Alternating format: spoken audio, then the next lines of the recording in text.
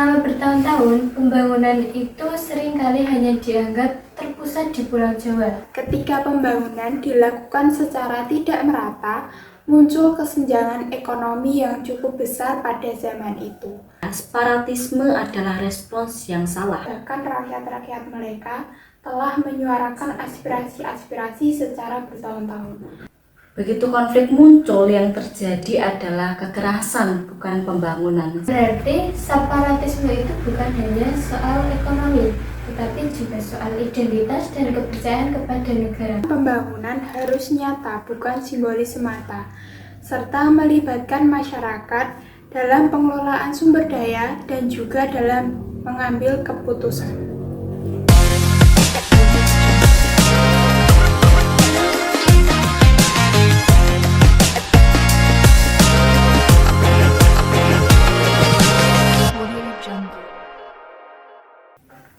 Halo teman-teman, selamat datang di podcast Suara Pelajar. Di episode kali ini kita akan membahas topik yang sedikit sensitif tetapi juga sangat penting untuk masa depan bangsa Indonesia, yaitu gerakan separatis dalam tema dilema disintegrasi. Sebelumnya, izinkan untuk memperkenalkan diri terlebih dahulu. Saya Anissa sebagai host dan di sini sudah ada dua narasumber penting, yaitu Saya Dewi Amini dari pihak pro. Saya Oktaviana dari pihak kontra. Teman-teman tahu nggak? Selama bertahun-tahun, pembangunan itu seringkali hanya dianggap terpusat di Pulau Jawa. Sementara itu, banyak wilayah di luar Jawa yang merasa tertinggal, meskipun daerah-daerah itu kaya akan sumber daya alam. Ketimpangan ini yang menyebabkan muncul rasa ketidakadilan, kekecewaan, bahkan pemberontakan dan tuntutan pemisahan diri.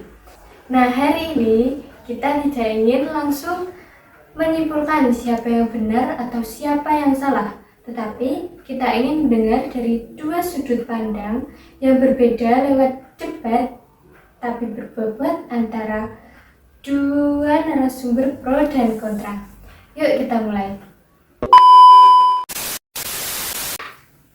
Aku mulai dari pihak pro dulu. Menurut kamu, apa hubungan langsung antara ketimpangan pembangunan dan munculnya gerakan separatis? Menurut saya, hubungannya sangat erat. Ketika pembangunan dilakukan secara tidak merata, muncul kesenjangan ekonomi yang cukup besar pada zaman itu. Di Jawa sendiri, akses pendidikan, kesehatan, dan juga lapangan pekerjaan relatif lebih mudah untuk didapatkan. Sementara di luar Jawa seperti daerah Sulawesi dan juga Sumatera masih kesulitan bahkan untuk mendapatkan fasilitas dasar. Ironisnya, banyak daerah-daerah tersebut justru merupakan penyumbang devisa terbesar untuk negara melalui komoditas seperti karet dan juga kopra, serta alokasi dana pembangunan dari pemerintah yang dikembalikan untuk daerah juga dirasa masih kurang. Oke, terima kasih dari pihak pro untuk tanggapannya. Nah, sekarang kita dengarkan tanggapan dari pihak kontra. Saya tidak menyangkal adanya ketimpangan pembangunan. Itu fakta. Tapi menurut saya, separatisme adalah respons yang salah. Mengapa salah? Karena pemisahan diri tidak otomatis menyelesaikan masalah ekonomi, justru dapat membuat konflik bersenjata, instabilitas politik, dan penderitaan masyarakat sipil. Selain itu, Indonesia adalah bangsa yang dibangun atas kesepakatan bersama untuk hidup dalam satu negara kesatuan. Masalah ketimpangan seharusnya diselesaikan dengan memperbaiki sistem tersebut, bukan malah keluar dari sistem. Dialog, kebijakan afirmatif, dan penguatan otonomi daerah adalah jalan yang lebih aman dan berkelanjutan. Masalahnya, dialog seringkali hanya sebatas formalitas. Banyak daerah, bahkan rakyat-rakyat mereka, telah menyuarakan aspirasi-aspirasi secara bertahun-tahun, tetapi hasilnya sangat minim. Kalau negara saja tidak berhasil menghadirkan keadilan untuk rakyatnya, wajar jika muncul perlawanan-perlawanan seperti gerakan separatisme dari rakyat itu sendiri. Tapi perlawanan dalam bentuk separatisme justru bisa menutup peluang dialog. Begitu konflik muncul, yang terjadi adalah kekerasan, bukan pembangunan, sehingga rakyat kecillah yang paling menderita. Itu benar. Separatisme ini bukan tujuan utama mereka, melainkan gejala dari masalah yang lebih dalam. Jika ketimpangan dan eksploitasi terus berlanjut, tuntutan seperti ini akan terus berulang tanpa adanya penyelesaian. Saya setuju separatisme adalah gejala. Namun obatnya bukan memisahkan diri, tetapi keberanian negara untuk dapat berubah. Jika setiap ketidakadilan dibalas dengan pemisahan, maka tidak ada satupun negara yang dapat bertahan lama. Wah, menarik banget ya debat dan saling sanggah mereka berdua ini. Berarti separatisme itu bukan hanya soal ekonomi, tetapi juga soal identitas dan kepercayaan kepada negara. Benar begitu?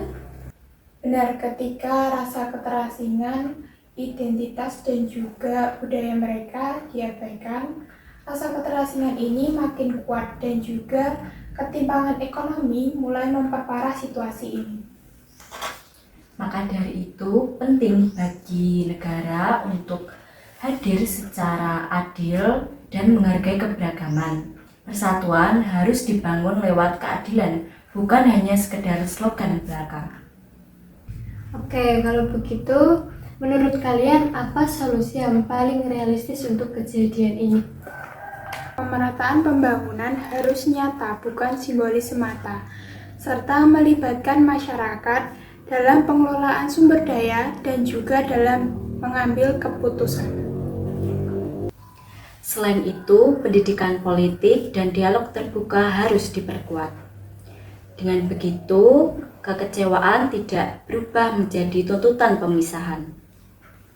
Oke teman-teman, dari debat hari ini kita bisa memahami bahwa gerakan separatis itu lahir dari ketimpangan dan rasa ketidakadilan, khususnya dalam alokasi pembangunan antara Jawa dan luar Pulau Jawa. Namun, separatisme itu juga membawa risiko besar bagi persatuan dan keselamatan masyarakat. Kesimpulan baik yang dapat kita ambil yaitu keadilan sosial, pemerataan pembangunan, dan dialog yang jujur adalah kunci untuk mencegah disintegrasi bangsa. Aku Anissa sebagai host, terima kasih untuk narasumber pro dan kontra, serta teman-teman yang sudah mendengarkan. Sampai jumpa di episode Suara Pelajar berikutnya.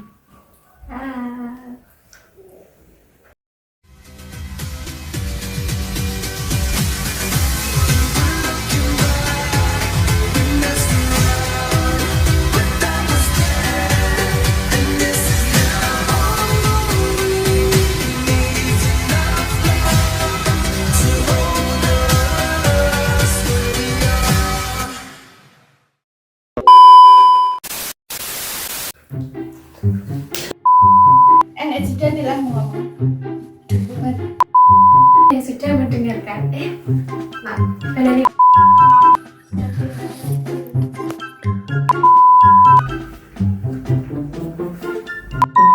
yang paling realistis untuk kejadian tersebut. Tapi bahwa Nah, hari ini